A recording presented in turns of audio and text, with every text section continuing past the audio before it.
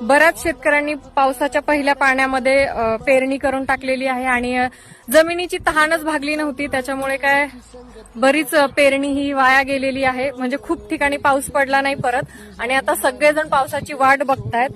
तर खूप नुकसान झालंय शेतकऱ्यांचं. पण थोडंफार महाग झालं किंवा टोमॅटो महाग झाले, कुठली भाजीपाला महाग झाला तर सगळे आंदोलनं करतात, पण शेतकऱ्यांचं हे नुकसान कोणीच बघत नाही.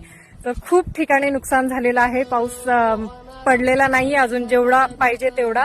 तर लोकांची परत पेरणी सुद्धा करायची वेळ आलेली आहे आणि कर्ज काढून किंवा इकडून तिकडून पैसे गोळा करून ही सगळी पेरणी केलेली असते.